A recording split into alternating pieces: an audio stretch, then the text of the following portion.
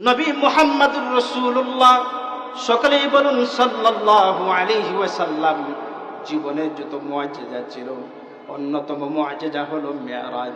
মেরাজের বর্ণনা করতে যাইয়া আল্লাহ পাক সর্বপ্রথম একটা শব্দ আনছেন, সেই শব্দটা কি? সুবহান। মুফাসসিরিনে কেরাম বলেন আল্লাহ পাক কেন সুবহান শব্দ ব্যবহার করেছেন? মুফাসসিরিনে কেরাম বলেন আল্লাহ পাক সুবহান শব্দ এই জন্য ব্যবহার করেছেন,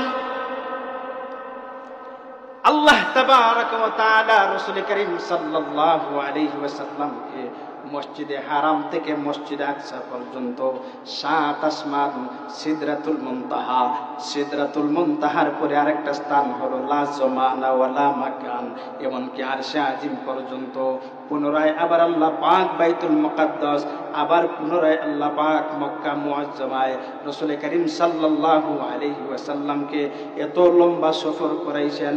1 বছর নয়, 2 বছর নয়, বরং রাত্রের কিছু অংশে জুড়ে কন্যা সুবহানাল্লাহ। মুহতারাম হাজিরিন, আপনাদের জানা থাকার কথা,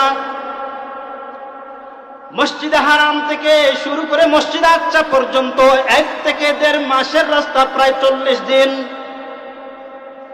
এবং মসজিদে আকসা থেকে শুরু করে প্রথম আসমান, মানুষের মুফাসসিরিনে কেরামদের হিসাব অনুযায়ী প্রথম আসমান দুনিয়া থেকে 500 বছরের দূরত্ব রাস্তা, জুড়ে কন্যা সুবহানাল্লাহ। মসজিদে হারাম থেকে শুরু করে মসজিদে আকসা পর্যন্ত হলো 40 দিনের রাস্তা। দুনিয়া থেকে শুরু করে প্রথম আসমান হলো 500 বছরের রাস্তা। অনুরূপ দ্বিতীয়, তৃতীয়, চতুর্থ, পঞ্চম, ষষ্ঠ, সপ্তম আকাশ পর্যন্ত 500 বছরের রাস্তাকে 7 দিয়া পূর্ণ দিলে 3500 বছরের রাস্তা হয়। জোরে কন্যা সুবহানাল্লাহ। 7 আকাশের পরে আল্লাহ পাক সিদরাতুল মুনতাহা রাসূল করিম সাল্লাল্লাহু আলাইহি সাল্লামকে নিয়ে গেলেন। ওখান থেকে আরেকটা জায়গা রয়েছে যার নাম হলো লা জামান ওয়ালা মাকান।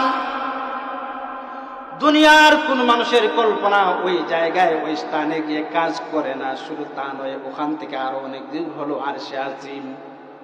এত লম্বা সফর আল্লাহ পাক রাসূল করিম সাল্লাল্লাহু আলাইহি ওয়াসাল্লামকে লাইলাত, পূর্ণ রাত নয়, রাতের কিছু অংশের মধ্যে সম্পূর্ণ কমপ্লিটলি সফর করিয়ে দিয়েছে।